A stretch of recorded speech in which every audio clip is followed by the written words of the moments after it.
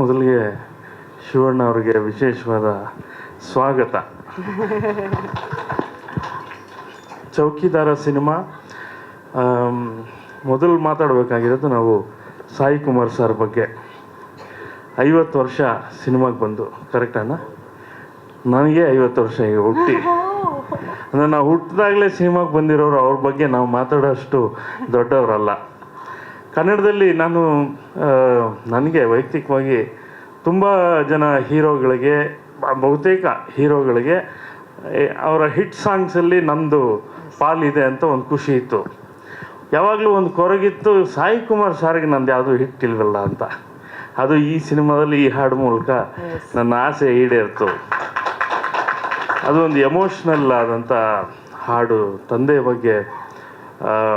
ಮತ್ತು ನನಗೆ ಈಗಾಗಲೇ ನಮ್ಮ ಡೈರೆಕ್ಟ್ರು ಒಂದಷ್ಟು ತುಣುಕುಗಳನ್ನು ತೋರಿಸಿದ್ದಾರೆ ಸಿನಿಮಾದ ಇದನ್ನೆಲ್ಲ.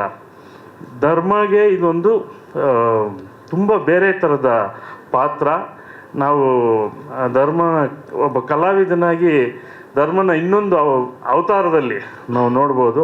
ಹಾಗಾಗಿ ಧರ್ಮಗೂ ಕೂಡ ಒಳ್ಳೆಯದಾಗಲಿ ಅಂತ ಹೇಳ್ತೀನಿ. ಪೃಥ್ವಿ ಅಂಬರ್ ಎಂಥ ಒಂದು ಅದ್ಭುತ ಕಲಾವಿದ ಅಂತ ಹಿಂದಿನ ಸಿನಿಮಾಗಳಲ್ಲಿ ಪ್ರೂವ್ ಆಗಿದೆ. ಅದ್ಭುತ ಡ್ಯಾನ್ಸರ್ ಬೇಸಿಕಲಿ ಅನ್ನೋದು ತುಂಬ ಜನಕ್ಕೆ ಗೊತ್ತಿಲ್ಲ. ಈ ಸಿನಿಮಾದಲ್ಲಿ ಅದು ಪ್ರೂವ್ ಆಗಿದೆ. ಒಳ್ಳೆಯದಾಗಲಿ ಅಂತ ಹಾರೈಸ್ತೀನಿ. ಇನ್ನು ಧನ್ಯ ರಾಮ್ಕುಮಾರ್ ಅವರು ಹಿಂದಿನ ಸಿನಿಮಾದಲ್ಲೂ ತುಂಬ ಚೆನ್ನಾಗಿ ಮಾಡಿದರು. ಈ ಸಿನಿಮಾದಲ್ಲಿ ತೀರಾ ನಮ್ಮ ಪಕ್ಕದ ಮನೆಯ ಯಾವುದೋ ಹೆಣ್ಣುಮಗು ಅನ್ನುವಷ್ಟು ಮಟ್ಟಿಗೆ ಆ ಪಾತ್ರನ ಅಷ್ಟು ಗಟ್ಟಿಯಾಗಿ ಮಾಡಿದ್ದಾರೆ. ಒಳ್ಳೆಯದಾಗಲಿ. ಸಚಿನ್ ಬಂದಿಲ್ಲ? ಹಾಯ್ ಸಚಿನ್ ಬಸ್ರೂರು ಸಂಗೀತ ಹೊಸದಾಗಿ ಒಂದಷ್ಟು ಸಿನಿಮಾಗಳಲ್ಲಿ ಕೆಲಸ ಮಾಡ್ತಿದ್ದಾರೆ. ಈ ಸಿನಿಮಾದ ಈ ಹಾಡುಗಳು ಈಗಾಗಲೇ ಚೆನ್ನಾಗಿ ಹೋಗ್ತಾ ಇದೆ. ಒಳ್ಳೆಯದಾಗಲಿ ಅಂತ ಹಾರೈಸ್ತೀನಿ. ಮತ್ತು ಇನ್ನು ನಮ್ಮ ಡೈರೆಕ್ಟ್ರು ನಮ್ಮದೇ ಜಿಲ್ಲೆಯವರು, ನಮ್ಮ ಮನೆ ಪಕ್ಕದವರು. ಅವರ ಮೊದಲ ಸಿನಿಮಾಯಿಂದ ಎಲ್ಲ ಸಿನಿಮಾದಲ್ಲೂ ಕೆಲಸ ಮಾಡ್ತಾ ಬಂದಿದ್ದೀನಿ. ಈ ಸಿನಿಮಾದಲ್ಲಿ ಅವರು ಮೊದಲು ಆ ಕತೆ ಹೇಳಿದಾಗ ಅಪ್ಪ ಮಗನ ಬಾಂಧವ್ಯದ ಕತೆ ಅದ್ಭುತವಾಗಿದೆ. ಅಪ್ಪನ ಪಾತ್ರ ಯಾರು ಮಾಡ್ತಾರೆ ಅಂತ ಕೇಳಿದೆ ನಾನು ಫಸ್ಟು. ಸಾಯಿ ಕುಮಾರ್ ಅವರು ಅಂದ ತಕ್ಷಣವೇ ನನಗೆ ಥ್ರಿಲ್ ಆಗಿದ್ದೇನು ಅಂದರೆ, ನಾವು ಸಾಯಿ ಕುಮಾರ್ ಅವ್ರನ್ನ ಈ ಥರದ ಪಾತ್ರದಲ್ಲಿ ನಾವು ಕನ್ನಡದಲ್ಲಿ ನೋಡಿಲ್ಲ.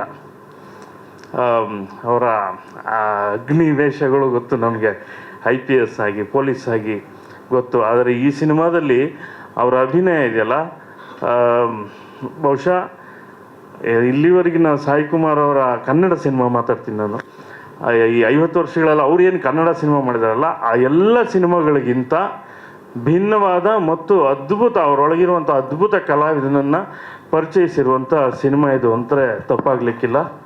ಅಷ್ಟು ಅದ್ಭುತವಾಗಿ ಮಾಡಿದ್ದಾರೆ. ಒಳ್ಳೆಯದಾಗಲಿ ಅಂತ ಹಾರೈಸ್ತೀನಿ. ಯಾಕೆಂದರೆ ಮಾತಾಡೋರು ತುಂಬ ಜನ ಲೈನಲ್ಲಿದ್ದಾರೆ. ಇನ್ನು ಯಾರ್ದು ಹೆಸರು ಬಿಟ್ಟಿದ್ರೆ ಕ್ಷಮೆ ಇರಲಿ. ಎಲ್ರಿಗೂ ಒಳ್ಳೆಯದಾಗಲಿ. ಧನ್ಯವಾದಗಳು. ನೋಡಿದ್ರಲ್ಲ ವೀಕ್ಷಕರೇ, ಇದೇ ರೀತಿಯ ಇನ್ನಷ್ಟು ಹೊಸ ವಿಡಿಯೋಗಳಿಗಾಗಿ ನಮ್ಮ ಸಪ್ತಶ್ವ ಟಿವಿ ಕನ್ನಡ ಚಾನೆಲ್ನ ಸಬ್ಸ್ಕ್ರೈಬ್ ಮಾಡಿ, ಲೈಕ್ ಮಾಡಿ, ಶೇರ್ ಮಾಡಿ. ಧನ್ಯವಾದಗಳು.